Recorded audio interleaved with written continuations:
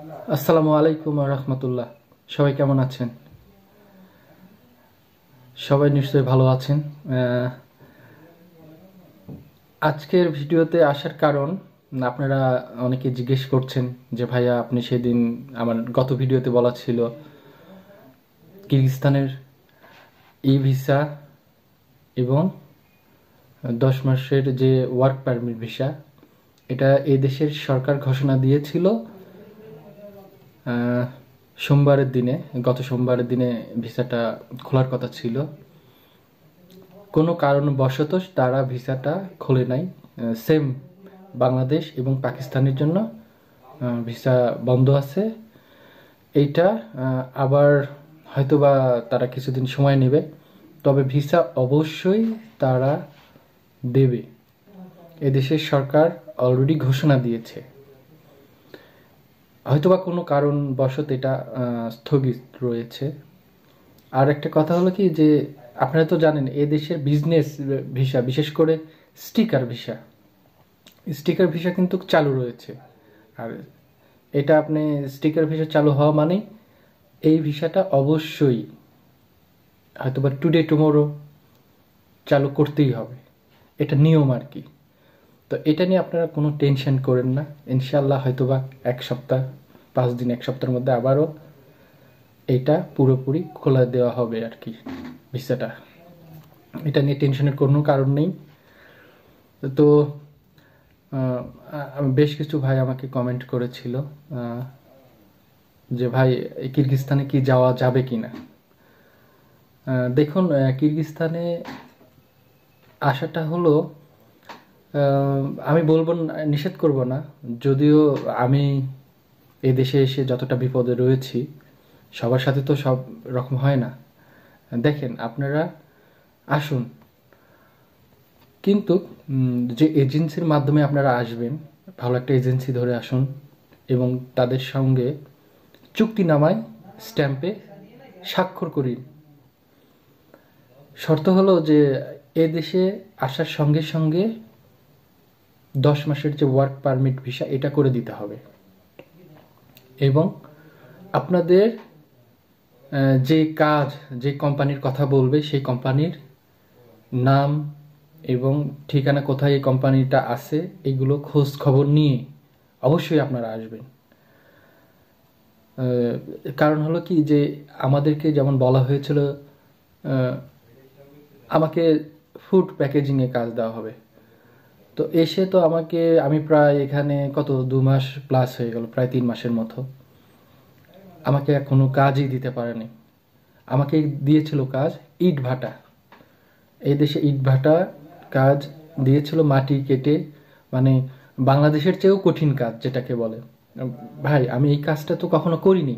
আমার এজেন্সির লোকের সঙ্গে কথা বলা হয়েছিল যে যে কাজ আমি পারি না সেই কাজের জন্য আমাকে যেন পাঠানো না হয়।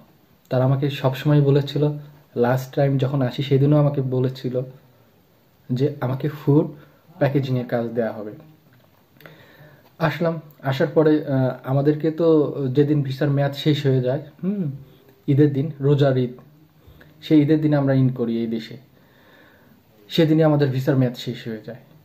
তারপরে ভিসা তো এখানে মেয়াদ শেষ হয়ে যাওয়ার পরে এটা কনভার্ট করা যায় না। একটাই উপায়, সেটা আপনারা জানেন, যে এই দেশ থেকে আউট হতে হবে, মানে এক্সিট ভিসা করে অন্য যে কোনো দেশ থেকে আবার এই দেশে 2 মাসের ভিসা করে ঢুকতে হবে, তারপরে 10 মাসের ভিসায় কনভার্ট করতে হবে। তাছাড়া কোনোভাবেই পসিবল না। হয়তোবা আপনাদেরকে বিভিন্ন এজেন্সি বলবে যে না, ওখানে ভিসা করে দেওয়ার সিস্টেম আছে, আমাদের লোক আছে। এটা সম্পূর্ণ ভুল কথা, এটা কখনোই সম্ভব না। আর আপনারা যারা নতুন আসবেন তারা অবশ্যই ভিসার মেয়াদ মিনিমাম 20 দিন থাকা অবস্থায় এই দেশে ইন করবেন। এর আগে যদি 10 দিন কিংবা 5 দিন ভিসার মেয়াদ আছে, সেই সময় যদি আপনাদেরকে পাঠাতে চায়, আপনারা কখনোই আসবেন না। আসলেই বিপদে পড়বেন। কারণ এখান থেকে ভিসার মেয়াদ শেষ হয়ে গেলে এজেন্সিরা ভিসা এখান থেকে করতে পারে না। তখন আপনাকে তাদের ঘুরতে হবে, কোথাও কাজে পাঠাতে পারবে না, আপনি রাস্তায় বের হতে পারবেন না। বর্তমান অনেকটাই এদেশের কড়া নিয়ম চলছে যে আপনার পাসপোর্ট চেক করবে ভিসা আছে কি না। যদি না থাকে আপনাকে আপনার পাসপোর্টটা নিয়ে যাবে এবং পাসপোর্টে একটা জরিমানা করবে আর কি। এখানকার 5,000 5,500 একটা সোম দিতে হয় আর কি। অনেক অনেক ক্ষেত্রে তারা কায়দা করে হয়তো 20,000 15,000 সোম নিয়ে থাকে। তো এটা অবশ্যই একটা বড় ধরনের সমস্যা এই দেশে। আর কাজ, দেখুন কাজ এখানে আছে, কাজ করতে পারবেন আপনি। যেমন আপনি যদি গার্মেন্টসের কাজ জানা থাকে তাহলে এই দেশে কাজ অ্যাভেলেবেল, এটা গার্মেন্টসের কাজ সহজেই পাওয়া যায়।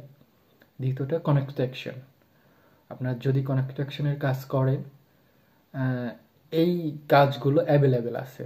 কারণ আমরা যেহেতু কাজ জানি না, যেমন আমার কথাই বলে, আমি কখনো গার্মেন্টসের কাজ শিখি নাই, কখনো কনস্ট্রাকশনের কাজে যাই নাই কিংবা শিখি নাই, তো আমার পক্ষে তো পসিবল না। তারপরেও আমি তাদেরকে এজেন্সিকে বলেছিলাম ঠিক আছে আমি কনস্ট্রাকশনের কাজে যাব, বাট আমার ভিসার জন্য তো তারা অ্যালাউ করে না। কোথাও কাজে গেলে সেখান থেকে বের করে দেওয়া হয়, যে বলে তোমাদের তো ভিসা নেই। ভিসা না থাকলে ওই যে মালিক পক্ষের পুলিশে হয়রানি করে আর কি, বিশাল মোটা অঙ্কের একটা জরিমানা করে, যার কারণে তারা কাজে নিতে চায় না। তো সব কিছু মিলে আমি যেটা মনে করি, কিরগিজস্তান একে হলো এটা অর্থনৈতিকভাবে অনেক দুর্বল একটা দেশ। দেশ দেখতে সুন্দর, আপনি 80% ইউরোপীয় স্টাইলের চলা আর কি। এই সিস্টেমটা আমি দেখলাম আর কি, এদের সিস্টেমটা অনেক ভালো, কিন্তু এরা অর্থনৈতিকভাবে দুর্বল হওয়াতে কর্মসংস্থান অনেকটাই কম আর কি। ছোট ছোট গার্মেন্টস থাকলেও হয়তো বা 15-20টা মেশিন নিয়ে একটা ছোট্ট একটা গার্মেন্টস, এটাই হলো এখানকার বড় গার্মেন্টস আর কি। বড় ধরনের গার্মেন্টস ফ্যাক্টরি এখানে নেই। সর্বোচ্চ 100-150 লোক কাজ করে, এইরকম সর্বোচ্চ গার্মেন্টস ফ্যাক্টরি এখানে থাকতে পারে, কিন্তু আমি এখনো দেখি নাই। জুস ফ্যাক্টরি, চকলেট ফ্যাক্টরির কথা বলে আপনাদেরকে নিয়ে আসবে, কিন্তু আদৌ কোথাও জুস ফ্যাক্টরিতে বাঙালি কিংবা ইন্ডিয়ান, পাকিস্তান কি আপনারা দেখেছেন তারা কাজ করছে? এই দেশে এজেন্সিরা এইসব ভুল তথ্য দিয়ে, ভুল প্রলোভন দেখিয়ে আপনাদেরকে নিয়ে আসছে। আসার পরে তারা মোটেও, কাজ তো দূরের কথা, আপনাদের খাওয়া থাকা এগুলোরও খোঁজ খবর নেয় না। যেমন আমার কথাই আমি বলবো, আমি তো ডিসিশন নিয়ে ফেলেছি অলরেডি, হয়তোবা কালকে এখান থেকে চলে যাব আমি উজবেকিস্তান। অলরেডি আমার ভিসা হয়েছে, ভিসা এবং এক্সিট ভিসা দুটোই হয়েছে। তো আমি হয়তোবা কালকে এখান থেকে মুভ করব। তো আমি কেন এই দেশ থেকে চলে যাচ্ছি?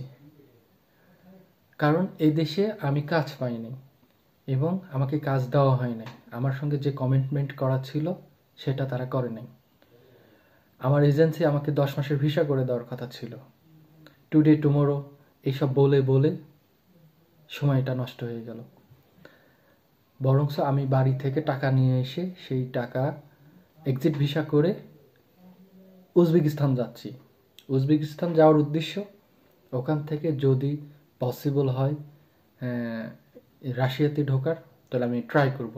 আর যদি পসিবল না হয় তাহলে অবশ্যই আমি দেশে ব্যাক করব।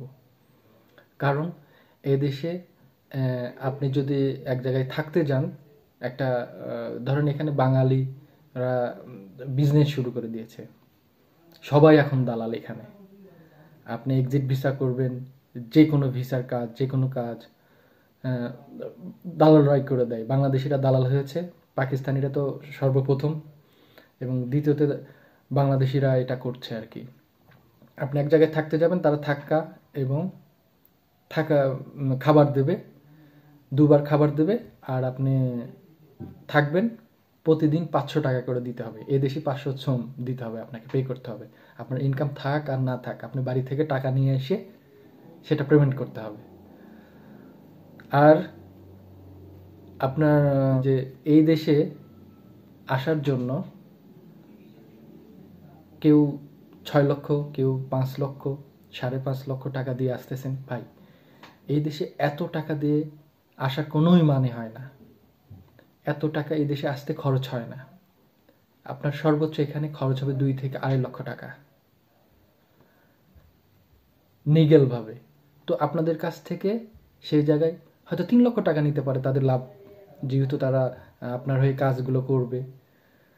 তো তাদের 50,000 টাকা লাভ করুক, তারা 3 লক্ষ টাকা নেই কেন? তারা 5 লক্ষ, 6 লক্ষ, 6.5 লক্ষ টাকা দিয়ে এই দেশে নিয়ে আসতেছে, নিয়ে আসার পরে ভিসা করে দিচ্ছে না, বিপদে ফেলছে। তো এটার দায়বদ্ধ কে নেবে? আমি আমি এত টাকা দিয়ে দেশে আসলাম, আবার নিজের টাকা খরচ করে আমি এই দেশ থেকে ব্যাক করছি। তো এই খরচের টাকাগুলো কোথা থেকে আসে? হ্যাঁ, কে দিচ্ছে? আমার পুরোটাই লস হয়ে গেল এই প্রজেক্টে।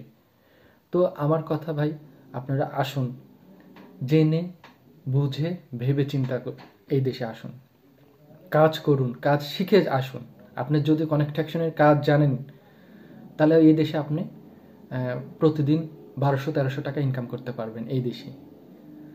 যদি গার্মেন্টসের কাজ জানা থাকে, তাহলে এই দেশে 1000 টাকা আপনি ইনকাম করতে পারবেন পার ডে। তারপরও শর্ত যে আপনি যার মাধ্যমে কাজ নেবেন তাকে অবশ্যই বলতে হবে যে আমার পেমেন্ট যেন সপ্তাহে সপ্তাহে করে কিংবা 15 দিন অন্তর করে, কারণ এরা এদেশের লোকজন টাকা দিতে চায় না। আপনি কাজ করবেন, অনেক ক্ষেত্রে যদি আপনার ভিসা না থাকে, সেক্ষেত্রে আপনাকে আপনার দুর্বল পয়েন্ট ধরে তারা বলবে যে ঠিক আছে, তোমার কাজ ভালো না, তোমার ভিসা নেই, বিভিন্ন ইস্যু দেখায় আপনাকে ওখান থেকে বের করে দেবে। 1 মাস 2 মাস কাজ করলেন, এই পেমেন্টটা করবে না তারা, কারণ এটা আমি অনেকেই দেখেছি তারা টাকা না পেয়ে অনেক আক্ষেপ যে কেন আমাদের সাথে এরকম করা হচ্ছে। আর এদেশে যদি একটা কাজ নিতে চান আপনি, ধরেন নিজের পছন্দ, আমি যেমন ফুড ডেলিভারি কথা বলেছিলাম, একজনকে জিজ্ঞেস করলাম ভাই আমি ফুড ডেলিভারি কাজ করব, তারা আমার কাছ থেকে $300 চেয়েছিল। সর্বনিম্ন আপনি যে কোনো কাজ নেবেন কারো মাধ্যমে, তারা $200 নিম্ন আপনার কাছ থেকে নেবে কাজের বিনিময়, যে ঠিক আছে এই কাজটা আপনাকে দেব, এর জন্য $200 দিতে হবে অগ্রিম। তো $200 বাংলাদেশে কত হচ্ছে? প্রায় 24-25 হাজার টাকা। কি লাভ? যদি কাজে আপনি সেটেল না হতে পারেন, সেই কাজে আপনাকে হয়তো বা 1 মাস 15 দিন কাজ করলেন, আপনার কাজটা অনেক হার্ড, এখানে প্রচুর ডিউটি করে নেয়, কোনো কোনো জায়গা আছে যে 14-15 ঘন্টা ডিউটি করিয়ে নেয়, তারপরেও ঠিকভাবে বেতন দিতে চায় না, খাওয়া দাওয়ার সমস্যা, থাকার সমস্যা। তো এইগুলো বলার উদ্দেশ্যই আমার যে ভাই, আপনারা যারা আমাকে বেশ কিছু ভাই বলেছেন যে ভাই আমি কিরগিজস্তানে যেতে চাচ্ছি, আসবো কি না, আসুন। যেটা আপনাকে বলেছি, যদি কাজ জানা থাকে আপনার জন্য বেটার, এদেশে এসে অতটা সমস্যায় পড়বেন না। অবশ্যই আসার আগে যে এজেন্সির মাধ্যমে আসবেন তাদের সঙ্গে চুক্তিনামায় স্ট্যাম্পে সিগনেচার করে নেবেন যে ঠিক আছে আমাকে যে কাজ দেওয়া হবে সেই কাজই করব, আমার যাওয়ার সঙ্গে সঙ্গে ভিসা করে দিতে হবে, এই শর্ত সাপেক্ষে মিলে। আর টাকা সর্বোচ্চ 2.5 থেকে 3 লক্ষ টাকা এই দেশে আসতে লাগে, তাও আপনার এজেন্সির লাভ রেখেই। তো অনেকে এজেন্সি আমাকে এক ভাই এজেন্সির প্রতিনিধি আমাকে বলেছিল যে এই সব কথা বললে তাদের ব্যবসার ঝামেলা হবে। তো আমি তাদেরকে উদ্দেশ্য করে কিছু বলবো না, আমি যেহেতু একজন ভুক্তভোগী সে হিসাবেই আপনাদেরকে বলছি, যদি কিরগিজস্তানে আসার ইচ্ছা থাকে, যদি এর মতো অবস্থায় আপনার ইচ্ছুক যে আসবই, তাইলে ভাই কাজ শিখে আসুন। আর আসার আগে অবশ্যই আপনার যেন নিম্ন 20 দিনের ভিসার মেয়াদ থাকে এবং এজেন্সির সঙ্গে চুক্তিনামায় স্বাক্ষর করা থাকবে, আমাদের 10 মাসের ভিসা যাওয়ার সঙ্গে সঙ্গে করে দিতে হবে, এবং যেই কাজের কথা বলে নিয়ে যাচ্ছে সেই কাজ যেন তারা দিয়ে দেয়। সব কিছু ভেঙে চুরে আপনারা নিয়ে সব কিছু এটা তাদের সঙ্গে ডিটেলস কন্ট্রাক্ট করেই তারপরে এই দেশে আসুন। তো এই বিষয়গুলো আপনাদের মাঝে শেয়ার করার জন্য আজকের আমার এই ভিডিওতে আসা। সবাই ভালো থাকুন, সুস্থ থাকুন, দোয়া করি। আসসালামু আলাইকুম ওয়া রাহমাতুল্লাহ।